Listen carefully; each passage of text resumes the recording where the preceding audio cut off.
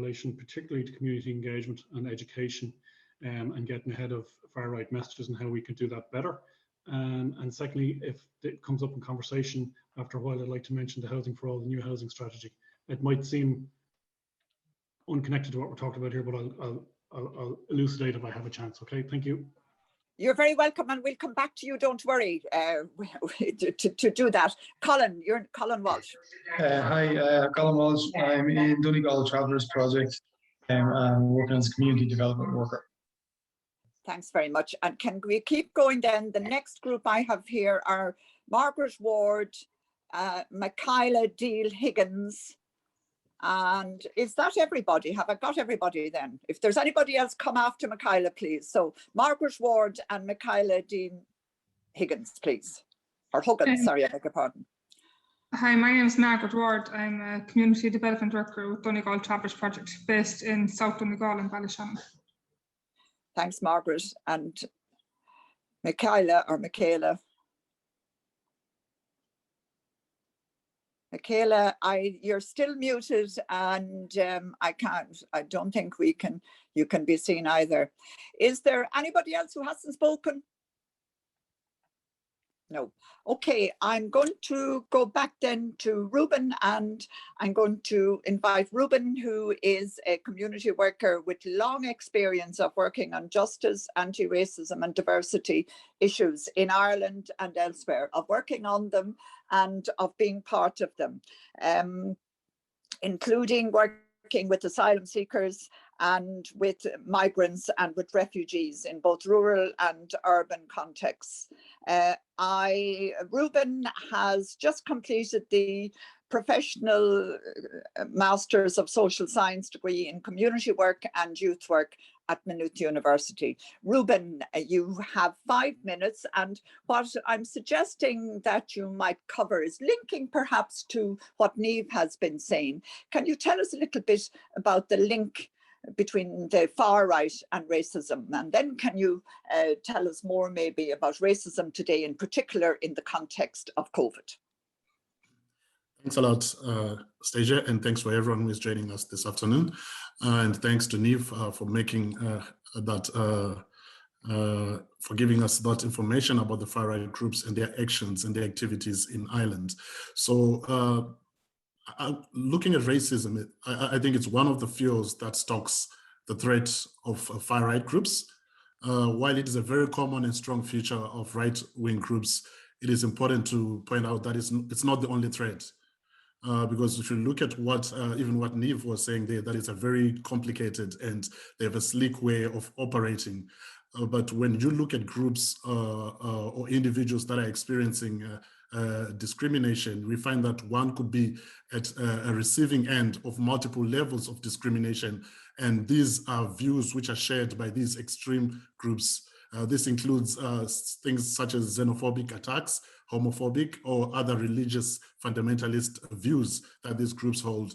So when we are talking about racism and the far right, we should not only focus on the racism, because there are many other things or many other agendas that they promote.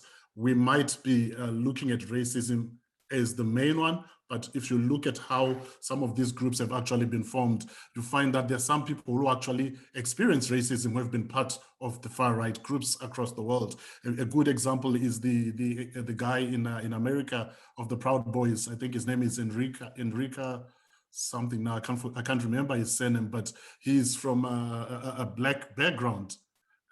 But he was part of that Proud Boys in America. So he is a person who belongs to a group that experiences racism, but he was able to become a chairperson of the Proud Boys. So racism is one of the things that actually is one of the agendas that they push, but they also have other things that they like to spew, especially other discriminatory behaviors. If you look at how we in Ireland now, there's not, like Niamh said, there's not a long history of the far-right group. And our experience as Black people living in Ireland, or other groups that are experiencing discrimination in Ireland, racism from the far right is something that is new to us. And we saw this happening a lot during the lockdown, where we found ourselves while we were saying we were safe at home, we found that there were groups that were actually racially abused online. And that was when I started paying attention to what was happening. But if we were looking at ways of promoting a community cohesion, I think one of the ways that we could do that is to empower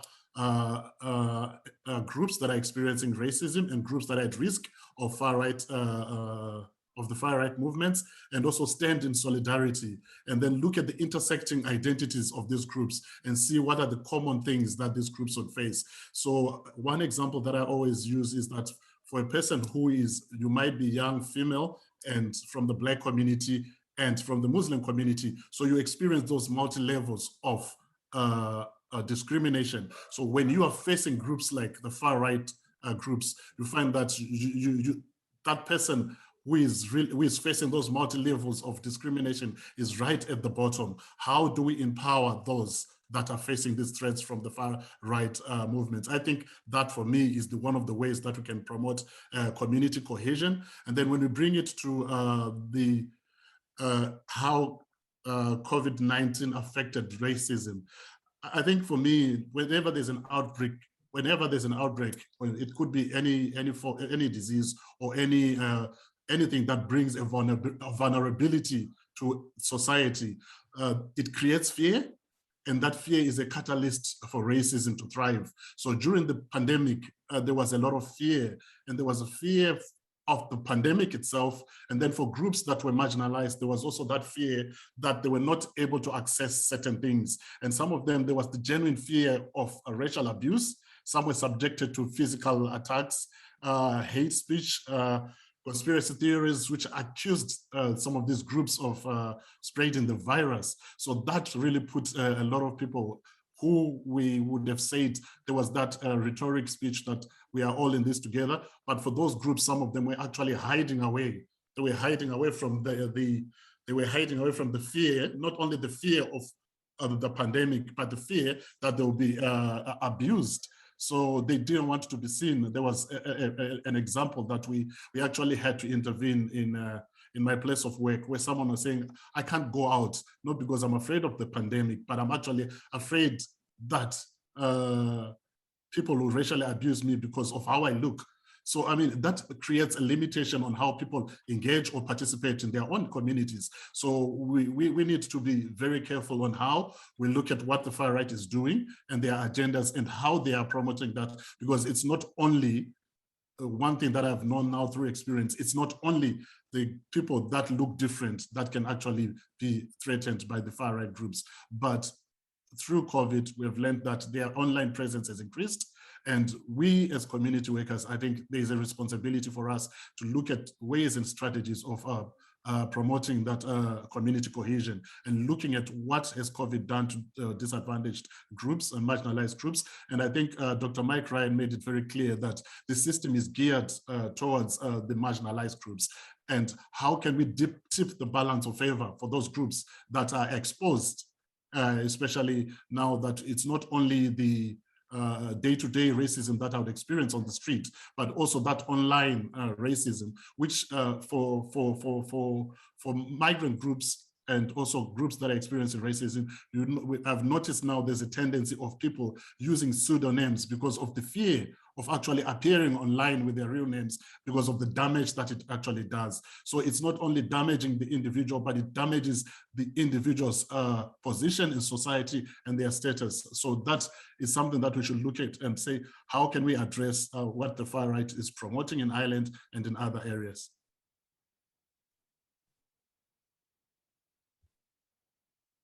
You're muted, Stasia. Muting me. Can you say a little bit, can you add just a very small couple of sentences maybe about the realities of racism in Ireland today? Just a couple of brief things maybe. Okay, so I think the realities of Ireland today now, I've been living in Ireland for 15 years, and I've noticed that a lot has changed. While that there are things that there are groups that are there to support migrants or other communities that are experiencing racism, but I've seen that racism has also grown. because the number of racist attacks is growing. And I can see that the reports, the two recently published reports of INA show that there's been an increase in racism. And this is something that we are seeing on the increase in the number of people that are reporting it, and the confidence also in people in reporting, because a lot of racism goes unreported. So we have seen people who are growing in the confidence of challenging and also reporting racism, but that alone is not enough until we have something that, and we are hoping that the introduction of the anti-racism, the action plan against racism is going to bring something that will support people, groups that are experiencing racism. But it's real. Some people might deny it or might not want to talk about it because it's a very sensitive, and it makes people awkward when we talk about racism. But it's a lived experience of a lot of people. And I always bring this to my own children. I've got young ones born here, and every time we are going out, it's something that it's conscious in my mind that I might not experience it today, but when I go out with my family, and this is not only my experience, this is experience for many groups that experience racism, there is that, I'll call it a fear, yeah? It's a fear, and as well as a concern that what is going to happen when I go out, because I'm not immune to racism because I'm working in the community sector. It's something that can happen to anyone.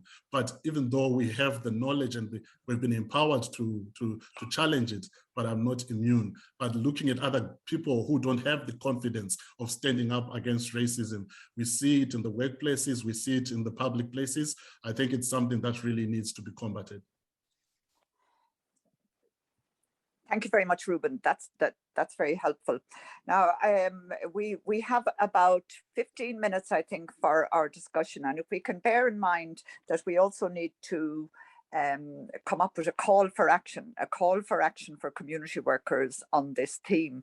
So, and can I ask you, and people, please feel free to intervene. Can I ask you in your interventions to maybe keep them short and to bear in mind that the three areas I mentioned at the outset. First of all, a fancy way of putting it is, what's our good practice? What are we doing right?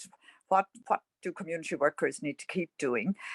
Secondly, what do we need to stop doing? And maybe for some people, that's about ignoring the whole far right and racism. What do we need to stop doing? And then what do we need to start doing? Maybe bearing those in mind, because what we need to do can very much help us to come up with our call for action towards the end, maybe. Okay, so it's over to you now. I explained to you that I was having a bit of hassle. And what I'm doing here is, I think the quickest way to do this might be if people would just put something into the chat. I'm not sure if I'm going to see hands that you put up, but I can see already that Mairead McDevitt has talked about the far right as a catalyst for division in communities. Mairead, did you want to add anything to that? Yeah, it was actually, I was just, thank you both, Niamh and Reuben, for just those, I could listen to you guys all day, those contributions and inputs. Reuben, what you were saying there about racism as a catalyst, I just think that it's also a catalyst within marginalized communities for creating more divisions. You know, we've seen it ourselves that, it can create kind of separations and almost like competition for spaces and services and access to all of those. And that's racism is embedded in that. You know what I mean? It's coming from that place of fear and not knowing. What you were just saying there about Anastasia, about what would good practice look like, and what could we stop, what was it? Stop, begin, and keep. I think more and more we need to constantly go back and ask ourselves what meaningful allyship looks like and feels like to communities who are experiencing racism. And also like keeping kind of like our ear to the ground in terms of, what meaningful solidarity looks like. You know what I mean? It's not that, like, traveller and Roma rights, our migrant rights, are linked to Black Lives Matter, are linked to the LGBTQ movement, are linked to disability rights, that like all intersect. Do you know what I mean? It's not just a single silo. There's no single issue. And I think that, like, just that intersectional stuff as community workers, we need to really, I suppose, drive forward in the work that we do and bring people along, because it's it's challenging for it's challenging for communities to go on that journey. But I think that's our role as community workers is to do that.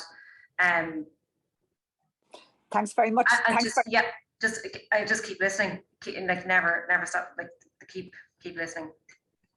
Okay, would anybody else like to come in after Mairead?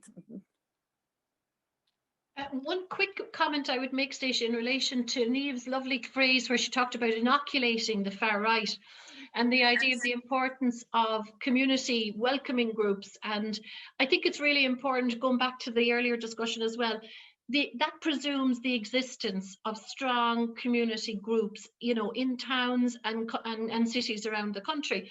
And that has been undermined to a huge extent. So I think it goes back to the organic existence of good, strong local community groups. And also Reuben's point there, where we have to overcome our awkwardness and acknowledge the sensitivity of the issue, but have the strength of leadership and strong community development groups who understand these issues and are already, building the leadership and building capacity and building the ability to take up these issues at local level.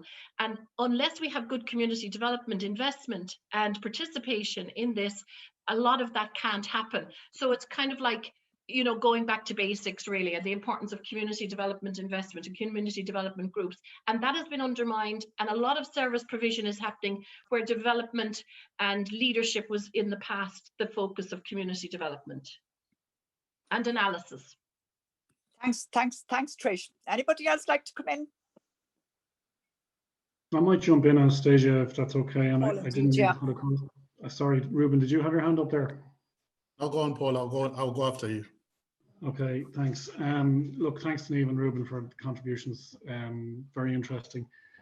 Just to tie a couple of the things together very briefly, I've seen good, and to talk about good practice, Anastasia, and community welcome, there was fantastic work done in relation to getting ahead of the far right messages by community workers in the direct provision context, in the location of new direct provision centres.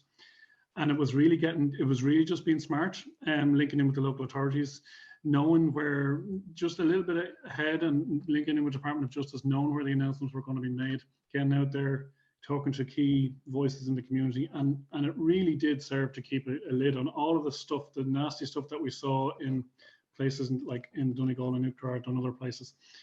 So many direct provision, emergency accommodation locations opened without any kind of fanfare at all, which was kind of good. And that was because of that. That was because we got ahead of it, I think. I mentioned housing earlier, and we now have in the Department of Rural and Community Development an action within the new housing strategy, right, which is about community engagement as well. Because another kind of sort of bit of lazy messaging that we need to get ahead of out there is around social housing and the location of social housing estates and things like that. So I think there's a job of work we can all do together there to, where it's easy to sow disharmony when there's kind of new kind of social housing developments being planned in an area. It's very easy for far right and other actors to sow a bit of disharmony and, inaccurate information. I think that's another message we could get ahead of if we kind of linked in together. If we knew the locations and we got out and we started educating the communities about the benefits of, good tenure mix and diversity and all the rest of it. So look, I'll stop talking there. That's just a couple of points I wanted to tie together. Thank you very much, Paul. Very, very helpful. Anybody else? Yeah, I'll go there. Stacia. Yeah, I just wanted to add to what Trish was saying earlier about building the capacity and also forming those meaningful solidarity. I think there's a role there for community workers, for us to support the people that we work with who are affected by the issues. Because I think we have spaces where we can do this. One of the ways is educating and empowering those communities, and then also looking at how can we get the meaningful participation. I think it was mentioned earlier on, the meaningful participation of the people that are affected by the issues. I think one thing that can say, I'm not saying this to placate Anastasia, but creating a space where you drag someone. And I remember Anastasia years ago dragging me to events, to places, and I was so uncomfortable. But today I can speak before people. I mean, that I could have shied away and said, I don't want to stand for this. At that time, I didn't have the understanding, but I went along because I wanted to know. And there are many other people who will be like me now, the way I was when Anastasia was dragging me around. But now I'm happy I accepted that. And I'm happy that I'm in this space and I can actually, my voice is at the decision-making tables. And there are many other people that are coming from those marginalized communities that we as community workers, we find ourselves in powerful position where we can support those people. So instead of me appearing in this meeting today, how about building the capacity of someone else coming to that meeting and speaking on the issues that affect that individual? I think it's important that we work on that. Thanks, Reuben. You never told me it was all right at the time. You just gave me awful dirty looks. Anastasia, can I respond to Paul, please? Yeah. If that's okay. Yeah. Paul, yeah, housing, the intersection of housing, I think asylum seekers, migrants, and the far right is going to be huge. I think that's going to be the next point of struggle. We already can see, I suppose the most active on this right now would be the National Party. If you look broadly across the far right, they're the ones that have now taken the turn from online to being into the communities. Okay, so they have a couple of commons. They're kind of trying to replicate what Sinn Féin are doing, I would think, and they're setting some people up for election. This is all, if you follow their Facebook pages, I'm not saying anything that's secret or quiet or anything along those lines. So, and their latest leaflet now in the last 48 hours has been about housing. And they're saying the only way to solve the housing crisis is to stop the influxation of migrants. It doesn't matter if you're a refugee, it doesn't, once you're not Irish, you shouldn't get a gaff. Sorry, we've just been very, very straight with you.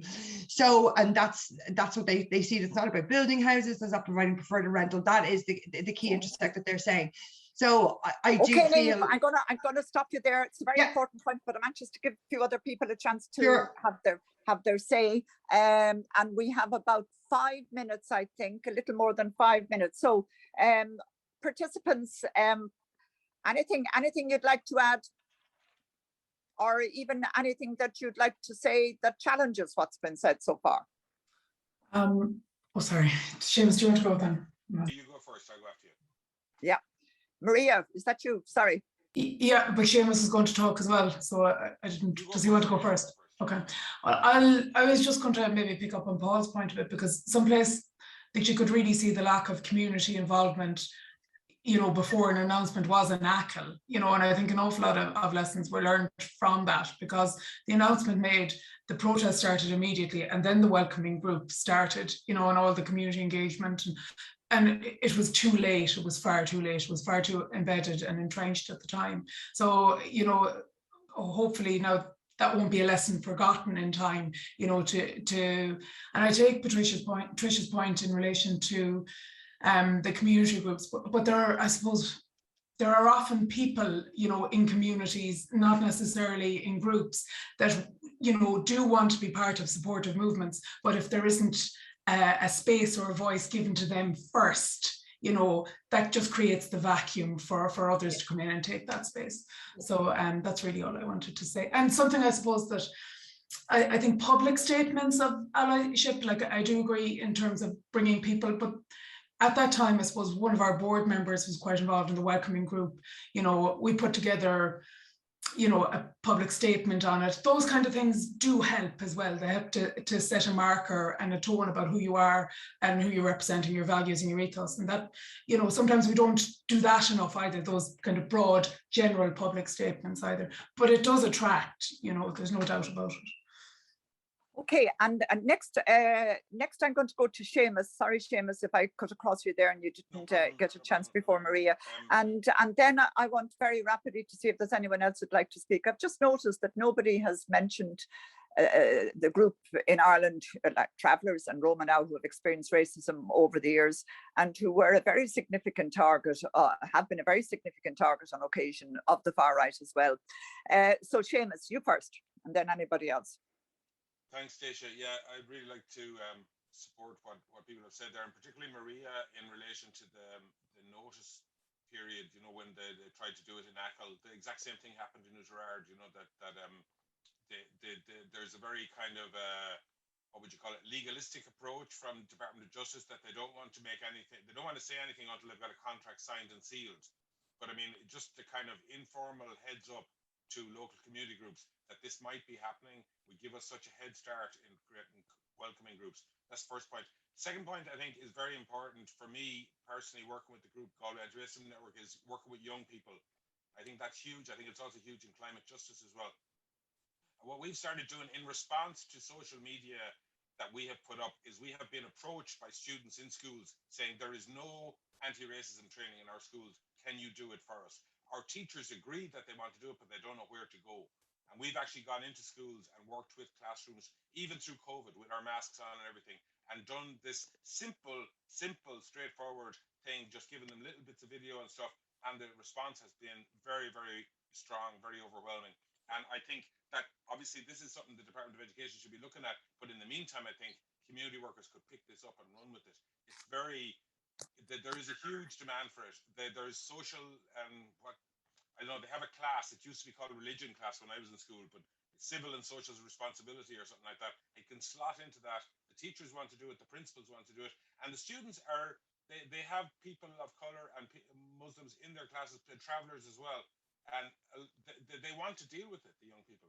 And finally, the last point I'd make is just, there's an organization that I'm part of, and I think they're a wonderful organization, is bringing together groups against the far right in Ireland in an activist kind of way, rather than in a, like Niamh's group and Reuben's group are really looking at the detail of the whole thing, but just to get the boots on the street is Lekela, not direct, diversity, not division. And I've been at some of their rallies even through COVID, and I found them very empowering with speakers from Pavy Point and MRCI, and the unions are involved with it, and some of the political parties are as well. So that's a mass movement. So thank you. Thank you very much, Seamus. And in fact, Community Work Ireland is also a member of Lekela, as you probably know. Anybody else? I'm conscious that a number of people haven't spoken, like Breed, Juan Carlos, Monica, and Colin, Margaret. So anybody else that would like to say something at this stage? I'll just come in, Anastasia. I think one of the things that I would have found previously was having really good information, you know, in terms of to debunk a lot of the kind of conspiracy that's out there, and then, you know, in terms of the numbers of people coming in terms of, you know, all these kind of things, that there's this, and unless you have that kind of information, and then it can feel like, you know, you're a bleeding heart liberal rather than actually a practically minded person who sort of says, look, that's absolutely and completely untrue, you know, and have the facts to back it up. Now, I know the conspiracy theorists don't want to hear facts, but you still need to have them in order to bring the people who are willing to listen and that on board with that. I think that's one of the things that we need to have more of. Thanks very much, Juan Carlos. Is that, has everybody who wanted to say something had a chance to say it?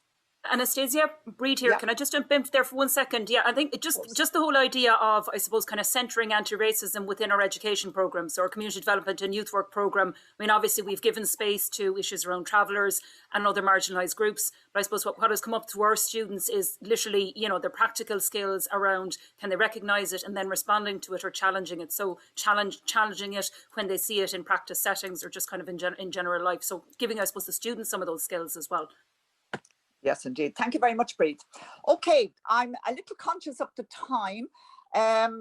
We set three sorts of questions. What do we need to keep doing? What do we need to stop doing? We didn't really answer what we need to stop doing, but I'm going to have a shot at it. And if you agree with me, Grant, and if not, I will ignore it.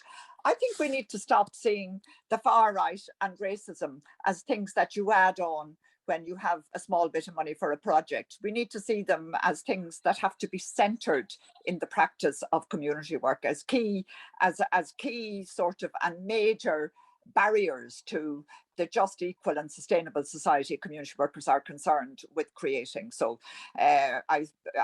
would people be happy with that about what we need to stop doing? Not see them as add-ons, see them as central. No disagreement. I'll keep going. We had a very good discussion, I think, about the other areas. And it seems to me that one of the good practices that has been going on, one of the things we need to keep doing, is the welcoming groups, is the going the road less traveled, and proactively, and this does demand partnership from yourselves as well, Paul, as you know, to make that possible, from the state side, mightn't be particularly your department, but from the state side, including your department, to make it possible. Going the road less traveled, to be ready and to be able to be welcoming and to be participative and to create the conditions for people being involved. And then the call to action. I heard a lot of talk earlier about developing meaningful alliances and solidarity in the intersecting realities that are addressed by people by people who experience racism, and that are part of the structures and the systems that facilitate the development of the far right. So taking both together to develop meaningful alliances and solidarity in order to address the intersecting realities, and in order to systematically acknowledge and address the rise of the far right and racism in an ongoing way in community work. So does that capture what you were saying about going forward? Anybody got better English to put on it? Because since I can't see you, this is a bit of a struggle. Well, you'll have another second. Trish, you're muted. Sorry, you have until 4:10. Niamh, and I'm going to go back to Niamh and Reuben, and then I'm going to Trish to see if she has come up with some way of expressing this that rounds it off for us, or if we can go with our some language around our meaningful alliances and solidarity. That's our call to action around the far right and around racism. That centre the far right and racism in our practice and in our education and in all that we're concerned with for the future. So very briefly, Niamh, and we will be out of here in 5 minutes. So okay, I'll just get on with it, Anastasia. All right, so I suppose we at FRO, what we want to really press forward is for people to understand the ideas behind the far right. So you can have all these characters coming, you can have the National Party, you can have the Gemma Dohertys of this world. And I really didn't want to talk about or give the names, but what we need to understand is the ideas, because they're in front of our face, but we need to see the ones that are a mile down the road, because these guys are interchangeable. We need to understand. I wanted to go into a little bit about the ideas, but I can't right now. But I wanted to say that we and at FRO and Community Work Ireland are on our core group. We want to come up with a programme of how to train community workers in the ideas of the far right. So then you can, as what Anastasia was saying, you can bring that into your work, you can incorporate it in your work. We don't want to tell you how to do your work, but we want to tell you how to identify the far right. And then you will, hang on just 1 second, Anastasia, if you please, if you just 1 second, thank you. And also we at FRO, what we're doing is we do monthly lunchtime conversations to bring about a shared understanding of what the far right is in Ireland. And we want to encourage all community workers. I left my email into the chat, look back where it is, email me and I'll put you on the list. Thanks, Anastasia. That's me. Thanks, Niamh. So then we're talking about developing meaningful alliances and solidarity to address the intersecting realities that are posed by the threats of racism and the far right. Learn about racism and the far right. You know, make sure, take responsibility for knowing about it, which leads into what you're saying, Niamh. Okay, now, Reuben, yourself. Yeah, the final word for me is that the pandemic brought two things. Some were negative, some were very positive. But I want us to focus on the positive things that happened during the pandemic, where we sort of stuck together in a way that we never did before, and just tap onto that. Some of it is still flowing within our own societies, where we see people that never had met formed alliances online and are continuing to build those alliances. And I think we need to continue taking on some of that positive attitudes that we are seeing. And I think that has helped also in terms of combating racism and also raising the awareness that there are groups that are out there to support groups that are experiencing discrimination. And Cultúr is one of those groups. And we also deliver intercultural competence training for free. So I'll put my email address there. You can get in touch if you need trainings. We do this in schools and also for community groups and also frontline service staff in public sector. Thank you very much, Reuben. So I'm doing another alteration then. Would I suggest, would you agree that our call to action is holding on to and reinforcing the alliances and solidarity and understanding of the intersecting realities that has developed so far, some of it under COVID, and learning and making sure, and in order to do that, making sure that community workers learn about it. We learn about, know about, and are educated about racism and the far right. Is that a useful pulling together of all of that? Yes. Yeah, I agree with that. Okay, we're a minute ahead. So Trish, you have a minute or two now. And okay, so my job apparently is to write something very quickly and succinctly on what we're said on a Jamboard, which Anne will share with the rest of the group. So to commit ourselves to learning about, knowing about, and availing of opportunities for training and education from groups such as Niamh and Reuben have talked about on the far right, on racism, and engage in meaningful alliances and commit to solidarity around the intersecting realities that are out there in terms of racism and discrimination, and the threat that is posed by the far right in terms of practice and education. So I'll phrase it better, but I have... No, not just, yeah, in terms of... In our practice of ongoing practice. Ongoing practice, okay. So it's about meaningful, the key is meaningful alliances and education and solidarity. They're the key pieces. Sorry, could somebody put their phone, the keywords are meaningful alliances, solidarity, and a commitment to educate ourselves and avail of opportunities for training and awareness raising. Yeah, and to center addressing the far right and racism into our practice, you know, that it's not just about adding them in, you know. Yeah. Okay. Are people happy with that? Yeah. We're doing very well. I'm making it just coming up to 4:10. Final comment from anyone? Or 2:10, sorry, I beg your pardon. Yeah. Sorry, I don't understand that comment. I wonder if we could commit to connecting with the far right for discussion. No, I don't understand that, Colin, could you explain? Yeah, I don't know if my sound is going to come through, so I was just trying to type here. It feels very divisive between the strategy overall. I'm just wondering, is there a possibility to actually connect with the groups to try and open dialogue with them? Because there's going to have to be people that are kind of like, they will have elements of this of the far right. I'm just wondering the ingredients that would allocate somebody into that. We talked about people being disenfranchised by the state, by things that have happened over the years. If that's the case, can we, like, rather than alienating people, can we bring them into discussion so that we can? I'd have thought, Colin, to answer that one. Yeah. That what we actually mean by meaningful alliances and solidarity are also involved thinking around the corner, understanding the other issues. And certainly I'm sure that Niamh's education and the sort of education that Reuben will do will address those sorts of issues as well. So just to say, I suppose the far right are not in a meaningful place of ideas. They're not in the shared history of ideas. They see, Colin, if you could just turn off your mute, if you could mute just for a second. Yeah. So everyone else, thank you. So to understand the ideas of the far right, integral in the far right is inequality. They see that as natural. So automatically, if you're not a white middle-class man, you're not on the same level as what they are.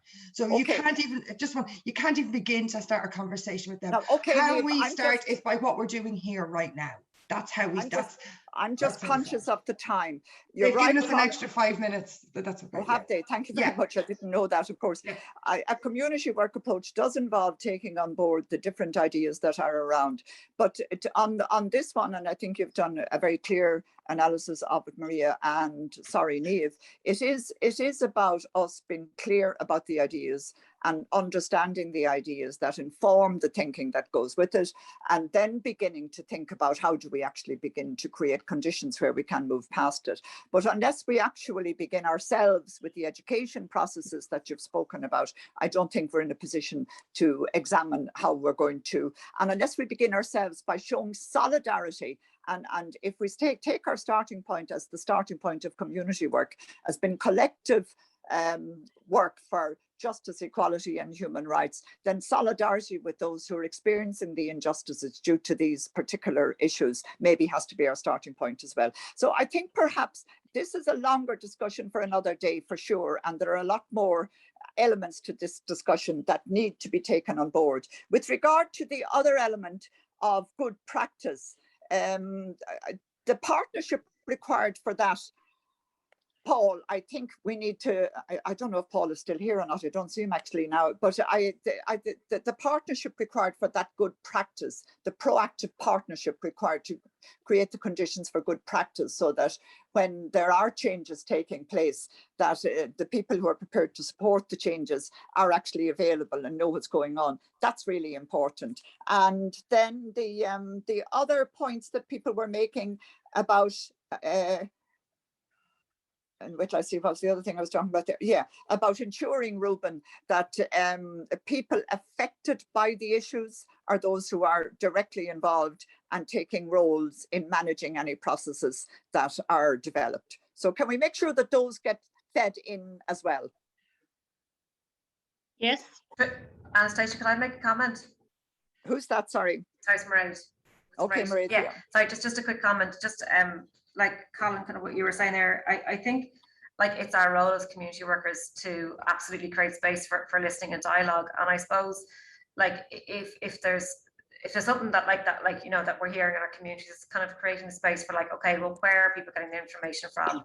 But also what are the shared values that we all hold as human beings? Do you know what I mean? And kind of bringing it back to that and seeing where there's space for like learning and growth and development and for compassion.